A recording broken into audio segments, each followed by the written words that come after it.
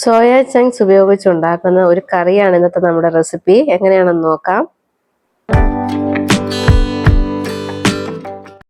ഞാനിവിടെ soya chunks ഒരു cup എടുത്ത് വെച്ചിട്ടുണ്ട്. ചെറിയ സൈസ് സോയ ചങ്ക്സ് ആണ് എടുത്തിട്ടുള്ളത്. വലിയ സൈസിനെക്കാട്ടിലും ഈ കറിക്ക് നന്നാവുന്നത് ഈ ടൈപ്പിലുള്ള സോയ ചങ്ക്സ് ആയിരിക്കും. അതുകൊണ്ടാണ് ഞാനിത് എടുത്തിട്ടുള്ളത്. ഒരു ബൗളിൽ ഞാൻ ചൂടുവെള്ളം എടുത്തിട്ടുണ്ട്. നല്ല ചൂടുള്ള വെള്ളം വേണം നമ്മൾ എടുക്കാൻ വേണ്ടിയിട്ട്.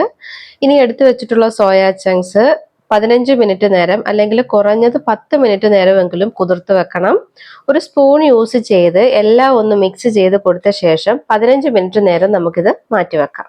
സോയ ചങ്ക്സ് ഇവിടെ കുതിർന്ന് കിട്ടിയിട്ടുണ്ട്. ഇനി ഇത് നന്നായിട്ട് കൈകൊണ്ട് ഞെരടി പിഴിഞ്ഞ് വെള്ളം കളഞ്ഞിട്ട് എടുക്കണം. വെള്ളം പിഴിഞ്ഞ് മാറ്റി വെച്ചിട്ടുള്ള സോയ ചങ്ക്സ് ആണിത്. ആവിയിലാണ് ആദ്യം വേവിച്ചെടുക്കേണ്ടത്. ഇതൊരു ഇഡ്ഡലി കുട്ടകത്തിന്റെ തട്ടിലേക്ക് ഞാൻ ഇട്ട് കൊടുക്കുവാണ്. ഇതിനൊപ്പം തന്നെ നമ്മൾ ചേർക്കുന്നത് ചുവന്നുള്ളിയാണ്. ചുവന്നുള്ളി സോയ ചങ്ക്സ് എടുത്ത അതേ കപ്പില് 1/4 കപ്പാണ് ഞാൻ എടുത്തിട്ടുള്ളത്. ഇതും ഇതിന്റെ കൂടെ ചേർത്ത് ഒന്ന് ഇളക്കി കൊടുത്ത ശേഷം ആവിയിൽ ഇത് നമുക്ക് വേവിച്ചെടുക്കാം. 10 മിനിറ്റ് നമുക്ക് ആവിയിൽ വേവിച്ചെടുക്കണം. ഇനി തുറന്നു നോക്കാം. സോയ ചങ്ക്സ് നല്ല സോഫ്റ്റ് ആയിട്ടുണ്ട്. അതുപോലെ തന്നെ ചുവന്നുള്ളി നല്ലപോലെ വാടി കിട്ടിയിട്ടുണ്ട്. ഒരു കടായി ചൂടാക്കി അതിലേക്ക് കുറച്ച് വെളിച്ചെണ്ണ ഒഴിച്ചു കൊടുക്കാം. എന്നിട്ട് നമ്മൾ ആവിയിൽ വേവിച്ചെടുത്ത സോയ ചങ്ക്സും ചുവന്നുള്ളിയും കൂടി കുറേശ്ശെ ഇട്ട് വറുത്ത് കോരി എടുക്കണം. ഒരുമിച്ചിട്ടാൽ കറക്റ്റായിട്ട് നമുക്ക് വറുത്ത് കോരി എടുക്കാൻ പറ്റില്ല. അതുകൊണ്ടാണ് കുറേശ്ശെ ഇട്ട് വറുത്തെടുത്താൽ മതിയെന്ന് ഞാൻ പറഞ്ഞത്. ഇനി സോയ ചങ്ക്സിന്റെ കളർ ഒന്ന് മാറി കിട്ടണം. ഒരു ബ്രൗൺ കളറിലേക്ക് സോയ ചങ്ക്സ് ആയി കിട്ടണം. സോയ ചങ്ക്സിന്റെ കളറെല്ലാം നന്നായിട്ട് മാറി കിട്ടിയിട്ടുണ്ട്. ഒരു ബ്രൗൺ കളറിലേക്ക് തന്നെ ആയിട്ടുണ്ട്. ഇനി ഇതുപോലെ തന്നെ ബാക്കിയുള്ള സോയ ചങ്ക്സ് കൂടി നമുക്ക് വറുത്ത് കോരി മാറ്റി വെക്കണം. അതേ കടായിലേക്ക് തന്നെ അരമുറി തേങ്ങ ചിരകിയത് വറുത്തെടുക്കണം. അരമുറി തേങ്ങ ചിരകിയതാണിത്. ഇത് നമുക്ക് വറുത്തെടുക്കാം. 1/4 ടീസ്പൂൺ ജീരകം കൂടി ചേർക്കണം. എന്നിട്ടിത് നന്നായിട്ട് ചുവക്ക വറുത്തെടുക്കാം. തേങ്ങ നമ്മൾ പരുവത്തിലൂടെ വറുത്തെടുത്തിട്ടുണ്ട്. ഇനി ഇതിലേക്ക് പൊടികളൊക്കെ ചേർക്കാം. അതിനായിട്ട് 1 ടീസ്പൂൺ മുളക് പൊടിയാണ് ഞാൻ ചേർക്കുന്നത്. എരിവുള്ള മുളക് പൊടിയാണ് എടുത്തിട്ടുള്ളത്.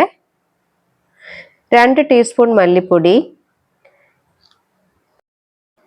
1/4 ടീസ്പൂൺ കായപ്പൊടി. ഇതെല്ലാം കൂടി നന്നായിട്ട് മിക്സ് ചെയ്ത് കൊടുത്ത ശേഷം അരച്ചെടുക്കണം. ഫ്ലെയിം ഓഫ് ചെയ്ത ശേഷം വേണം ഇത് ഇളക്കി കൊടുക്കാൻ വേണ്ടിയിട്ട്. വെള്ളം ചേർക്കാതെ വേണം നമ്മളത് അരച്ചെടുക്കാൻ വേണ്ടിയിട്ട്. കാരണം വെള്ളം ചേർത്ത് കഴിഞ്ഞാൽ കറിക്ക് നല്ല കളർ കിട്ടില്ല. അരപ്പ് ഞാൻ അരച്ചെടുത്തിട്ടുണ്ട്. ഇതുപോലെ തന്നെ അരച്ചെടുക്കണേ. ഈ അരപ്പ് നമുക്ക് ഈ കടായിലേക്ക് ഒഴിക്കാം. ജാറിലുള്ള അരപ്പ് കൂടി അല്പം വെള്ളം ചേർത്ത് ഇതിലേക്ക് ഒഴിച്ചു കൊടുക്കാം. വറുത്ത് വെച്ചിട്ടുള്ള സോയ ചങ്ക്സ് ഇതിലേക്ക് ഇടാം. ഗ്രേവിക്ക് ആവശ്യമായിട്ടുള്ള വെള്ളം ചേർക്കാം. കറി ഇനി നന്നായിട്ടൊന്ന് തിളപ്പിച്ചെടുക്കണം.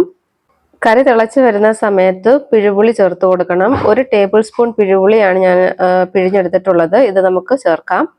ആവശ്യത്തിനുള്ള ഉപ്പ് ചേർക്കാം. കൂടെ തന്നെ കുറച്ച് കറിവേപ്പില ചേർക്കാം. കറി നന്നായിട്ട് തിളച്ച് എണ്ണ തെളിഞ്ഞു വരേണ്ടതുണ്ട്. കറി തിളച്ച് വന്നിട്ടുണ്ട്. എണ്ണ തെളിഞ്ഞു വരുന്നുണ്ട്. അതുപോലെ തന്നെ ഈ സമയം നമ്മൾ ശർക്കരപ്പൊടി ചേർത്ത് കൊടുക്കണം.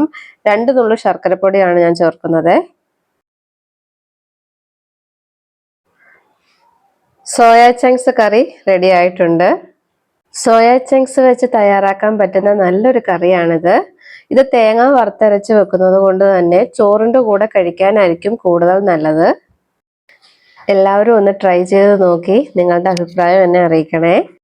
വീഡിയോ ഇഷ്ടപ്പെട്ടാൽ ചാനൽ സബ്സ്ക്രൈബ് ചെയ്യണം. വീഡിയോ ലൈക്ക് ചെയ്തും ഷെയർ ചെയ്തും എന്നെ സപ്പോർട്ട് ചെയ്യണം. അതുപോലെ സബ്സ്ക്രൈബ് ചെയ്യുന്ന സമയത്ത് തൊട്ടടുത്തുള്ള ബെൽ ഐക്കൺ കൂടി ഒന്ന് പ്രസ് ചെയ്തേക്കണേ. എങ്കിൽ മാത്രമേ പുതിയ വീഡിയോസ് ഇടുമ്പോൾ നിങ്ങൾക്ക് നോട്ടിഫിക്കേഷൻ കിട്ടുകയുള്ളൂ.